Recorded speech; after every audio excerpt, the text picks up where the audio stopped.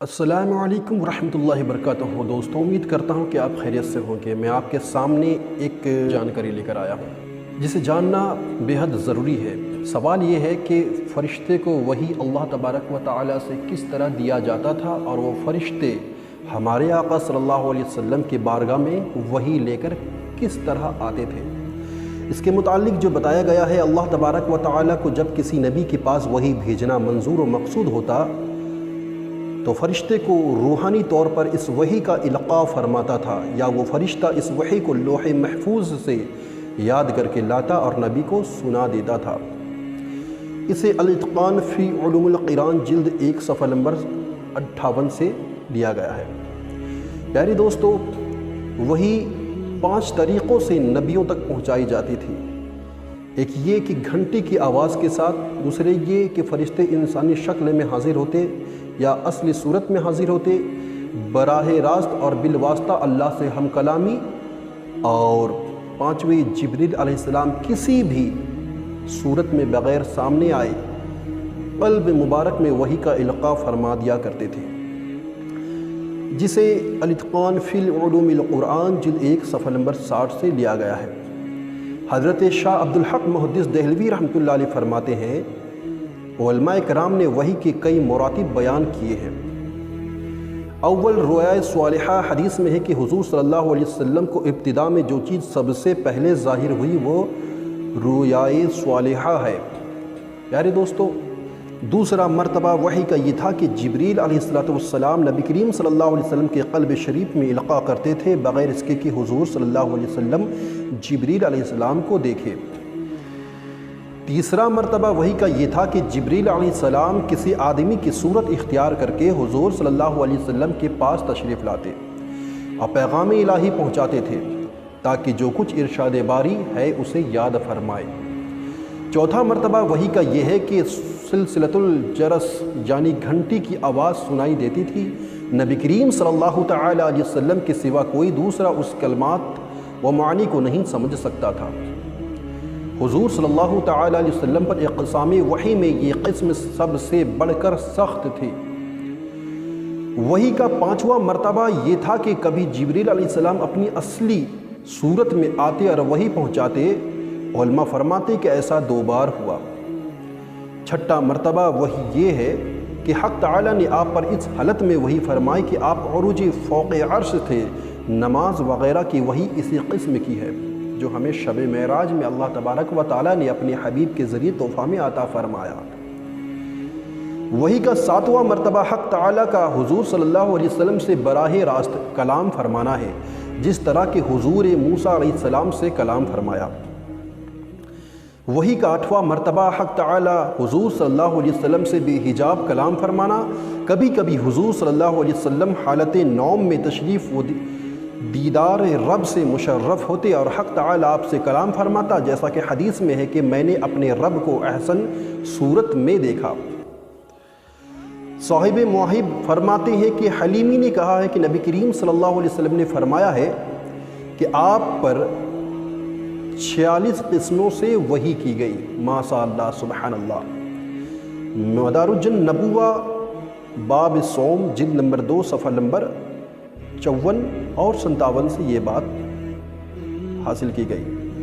وحی ہمیشہ عربی زبان میں نازل ہوتی تھی۔ انبیاء سابقین جن کی زبان عربی کے علاوہ تھی، ان کے پاس بھی جبریل علیہ السلام عربی زبان میں ہی وحی لے کر آتے تھے، پھر نبی اپنی اپنی زبان میں اس وحی کا ترجمہ کر کے قوم کو سنانا اور سمجھاتا تھا۔ اسے الاتقان جلد 1 صفحہ نمبر 60 سے میں نے بتایا ہے۔ قرآن کی وحی اول کا نزول، قرآن کا وحی اول کا نزول 17 رمضان المبارک یا 24 رمضان المبارک با اختلاف جو ہے بروز دوشنبہ کو بوقت سحر ہوا۔ تفسیر نعیمی جلد 2 صفحہ نمبر 213، البدایہ جلد نمبر 2 صفحہ نمبر 78 میں یہ بات آپ دیکھ سکتے ہیں۔ پیارے دوستو، حضرت عبدالحق محدث دہلوی علیہ رحمہ فرماتے ہیں، نور وحی کا ظہور دوشنبہ کے روز 8 یا 3 ربیع الاول 41 عام الفیل میں کوہ ہرا پر، جسے جبل نور بھی کہتے ہیں، بقول صحیح ہوا۔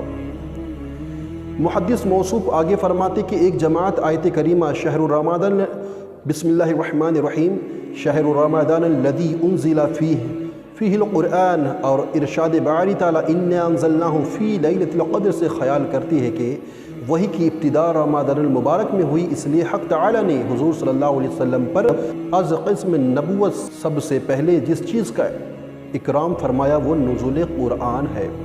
चूँकि नुज़ूल क़ुरआन रमज़ान में हुआ, इससे साबित हुआ कि वही की इब्तिदा भी रमज़ान ही में हुई होगी।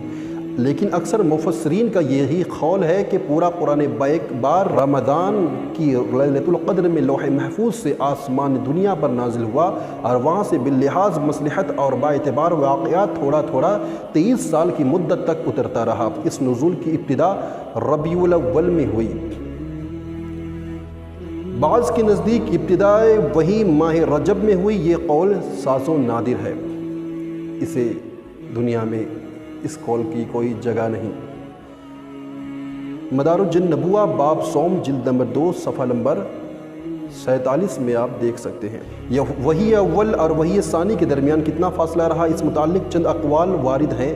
तफसीर अज़ीज़ी में है 10 दिन, हज़रत इब्न सरी फरमाते हैं 12 दिन, बक़ौल हज़रत इब्न अब्बास 15 दिन, हज़रत मक़ातिल का कहना है 40 दिन और बक़ौल बाज़ 3 साल, जिसे तफसीर अलम नशरह सफ़ा नंबर 63 और 64 से साबित किया गया। इस सिलसिले में आइमा तफासीर के माबाइन इख्तिलाफ है कि नुज़ूल वही आखिर कब हुआ। आखिरी वही हुज़ूर सल्लल्लाहु अलैहि वसल्लम के आलम विसाल की तरफ और इर्तिहाल फरमाने से 3 साअत क़ब्ल नाजिल हुई। हाशिया 8 जलालैन सफ़ा नंबर 44 में आप देख सकते हैं। नुज़ूल वही आखिर के 3 दिन बाद हुज़ूर सल्लल्लाहु अलैहि वसल्लम ने आलम फ़ानी से कुछ फरमाकर जबार रहमत इलाही में नुज़ूल किया। तफसीर नईमी जिल्द नंबर 3 सफ़ा नंबर 199 में देखें। आप सल्लल्लाहु अलैहि वसल्लम की अपनी जान आफरी के सुबुर्द करने से 7 दिन क़ब्ल आखिरी वही का नुज़ूल हुआ। सुबहान अल्लाह। हज़रत इब्न हातिम के मुताबिक वही का आखिर का नुज़ूल आप सल्लल्लाहु अलैहि वसल्लम की विसाल रफ़ीक़ आला से 9 दिन क़ब्ल हुआ। आप सल्लल्लाहु अलैहि वसल्लम की विस्ल दाइम और क़ुर्ब उत्तम से मसरूर व मुशर्रफ होने से 21 रोज़ क़ब्ल आखिरी वही नाजिल हुई। हज़रत इब्न अब्बास रज़ियल्लाहु अन्हुमा से मरवी है कि नुज़ूल आखिरी वही आप सल्लल्लाहु अलैहि वसल्लम के अपनी मतलूब हक़ीक़ के जबार रहमत में जाने से 81 रोज़ क़ब्ल हुआ। आखिरी वही 10 ज़िलहिज्जा को मना में नाजिल हुई, जबकि आप सल्लल्लाहु अलैहि वसल्लम हुज्जतुल विदा के फ़राइज़ अंजाम देने में मसरूफ़ थे, जिसे तफसीर नईमी, अल-इत्क़ान और हाशिया वगैरह से हवाला लिया गया है। आप इन्हें मुताला फरमाकर इसे देख सकते हैं। लिहाजा अल्लाह तबारक व तआला से दुआ है कि हमें इसी तरह के उलूम सीखने और सिखाने की तौफ़ीक़ अता फ़रमाए।